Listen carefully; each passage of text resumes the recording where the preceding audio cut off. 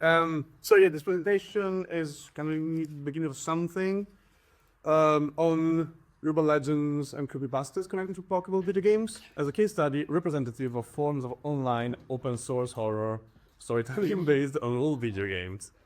So the idea is to adopt material, attention, and process-based approach to analysis of such stories and to trace hardware-software processes and specific apocryphal interaction that are possible within the games, in particular relative to programming glitches, to highlight the foundational role in the emergence, their foundational role in the emergence of some of the most famous and long-lasting urban legends on the internet. So,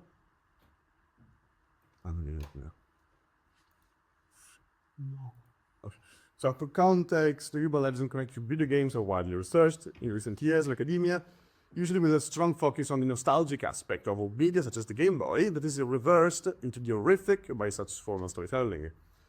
So this corruption on nostalgia is usually considered as a fundamentally narrative device to express the ontological return of traumatic past, used to investigate themes such as childhood trauma, anxiety of adulthood, or other social psychological effects of media and technology under late capitalism.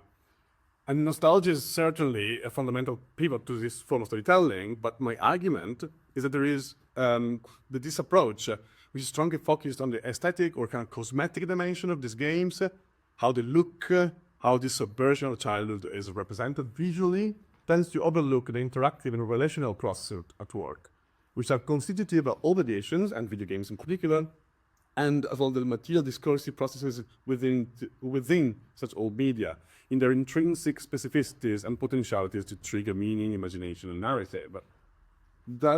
I guess some of you know some of these. Does anybody know about the top left one, Diminish? Okay, after the pub asked me about Diminish, I think he's one of the most incredible piece of media I've ever seen in the last few years. So Pokemon in particular, that's the introduction, Japanese transmedia franchise born in 1966, the Pokemon Red and Green for Nintendo Game Boy, and becoming one of the, according to certain sources, highest grossing franchise of all time. So immensely popular, it has always had the young people target and is generally characterized by a light-hearted, cheerful atmosphere. However, Pokemon is the center of countless horror urban legends and stories online. It is probably the main source for gaming creepypastas, in which the happy atmosphere of the original game is overturned to become uncanny, presenting a bestiary of hauntings emerging from not so innocent video game that can curse the young players and leading to tragic endings. But these stories, posted and shared with forums, image boards, and YouTube videos, are usually presented in forms of news or investigative reports involving death or suicide of young players due to alleged psychophysical effects of the game itself. So like audio frequencies of the soundtrack brainwashing the players, something like Lavender Town Syndrome, events in game that weirdly relate to the real world, and so on. And then is always also a supernatural element, where the game's cartridge is cursed and haunted by the spirits of the dead players, driving every new player to madness and to their death, or worse. And these are the cases in which the game itself and the virtual agencies present within it break the boundaries of mediation to directly and autonomously affect the materiality. So there's lots of them. I would like to focus on kind of like slightly niche ones called misfortune.gb. I think it's very representative of this kind of processes. So according to this urban legend, specific actions performed in the game, usually by chance by the players, are able to catapult the player in another secret game present in the game raw memory, but not normally accessible. Here the player finds themselves in a different, mysterious environment and they're welcomed by a demonic entity, confused demonic entity, claiming to exist within the very fabric of reality. This is going to be important later. The player is then challenged to solve a series of difficult and obscure puzzles, and if they lose, misfortune will fall upon the player's loved ones. So of course the nostalgic, retro imagery certainly contributes to the immersion and the credibility of the story, as well as to its uncanny atmosphere. But in my view, this is almost secondary. As a urban legend on Pokémon are stories of interaction, where the haunting emerges from the subversion of the normal affordances of the Game Boy and of Pokémon games.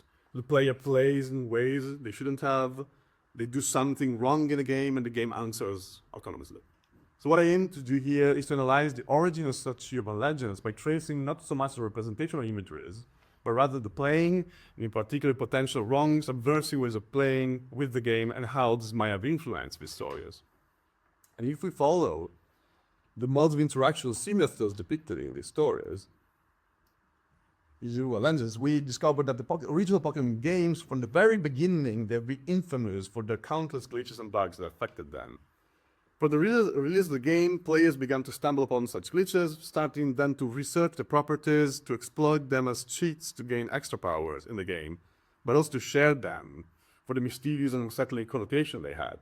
And I'm sure that any kind of millennial here that grew up with Pokemon, like me, remembers slight uncanny sensation of learning about the Mew glitch, or the island of numbers, missing node, the Kokashia doors, and so on. Things that nothing supernatural, of course, but that always felt they should not exist in a happy and safe game like this. These are all glitches that spread globally way before social media and way before the creepypastas. First through word of mouth among the children, through magazine, and then forums and early tube. And continue to this day.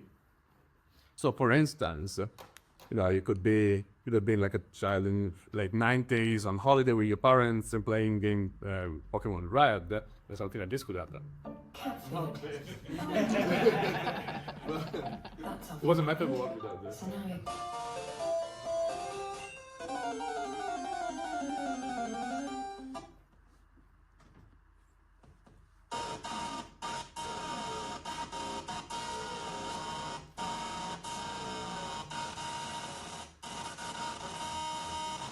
Pokemon Yellow, sorry.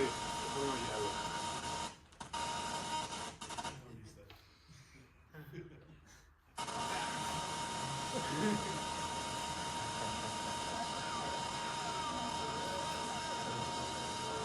Yes, it's you. So basically, one in subspace. So the most relevant, most famous of these glitches is certainly the one called glitch cities. So the player can perform certain frame-perfect actions in the game and go out of bounds, meaning to walk beyond the boundaries allowed by the program playable environment of the game. So these actions introduce memory overflow glitches. So the Game Boy tried to retrieve map data from wrong areas of the cartridge memory, thus misreading as environment asset data and tiles, other stuff, so like the player name, Pokemon ID, save data, and so on. So Glitch City is therefore an actual representation of the game's internal data into the fabric of the game reality. It is an opening to a liminal space where the game world and the underlying programming code merge together. Digital data change meaning in unpredictable ways. The game code becomes a field of potentialities that bring the virtuality back to the material domain. And it is kind of possible to see the correspondence in the visuals between the glitch cities and the urban legend, like Exporter, like on the center. And it seems almost that the horror stories talk in representational ways of such deterritorialization of the affordances of the game, the possible ways of interacting with and within the game space. A similar glitch happens when the game tries to load Pokemon data and the Pokemon sprites from wrong memory locations. So this produces the so-called glitchmons, like the one we heard before. And instead of the normal Pokemon to catch, the player is confronted with scrambled pixels, sometimes their HUD is corrupted, sometimes Glitchmon takes over completely the screen, and usually is accompanied by creepy distorted sounds. The interaction with Glitchmons can even corrupt the game file, so erasing the game completely, so indeed occurs. And most of the creepypastas and urban legend tell of the encounter with corrupted entities which should not exist, and the wrong agency. And, as in the case of the Glitchmon, can be seen how this triggers the eeriness and the sensation of haunting and curse. So some of them. So to summarize this point, glitches have a transformative power on the game and at the same time a transformative potential on the meaning of the game. To Newman said, the game is refigured as a living, dynamic, malleable entity revealing new secrets and is continually probed, investigated, and played. And this brings to another fundamental aspect, which is the link between the glitch and urban legend, I think, to me. These are both collective processes. They emerge, develop, and grow through circulation, through sharing, and feedbacks of play and imagination. And I argue it is from such cultural feedbacks of glitches and resемantization of playing that the mythopoeietics emerge. A digital folklore in the making is born, and this game gets connoted with horror. Let it bring last example.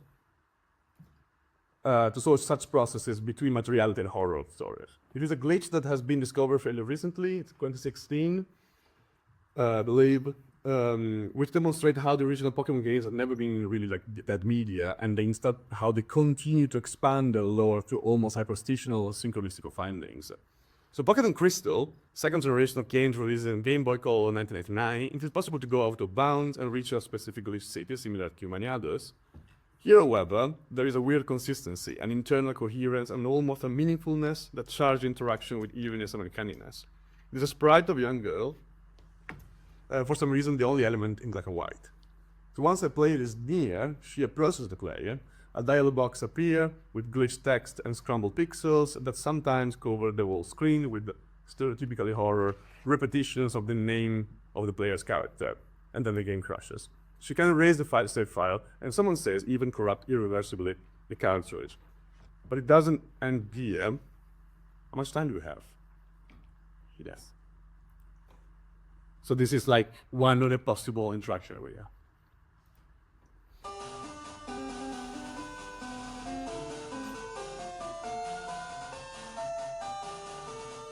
Specific, kind of again, reserved actions to go out of bound.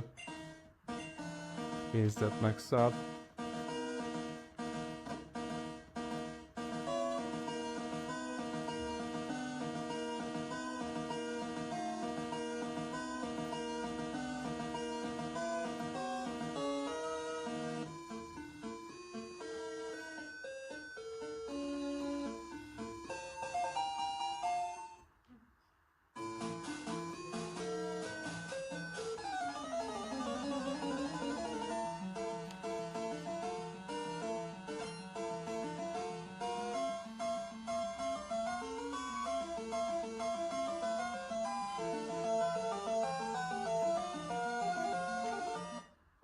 And refreshes.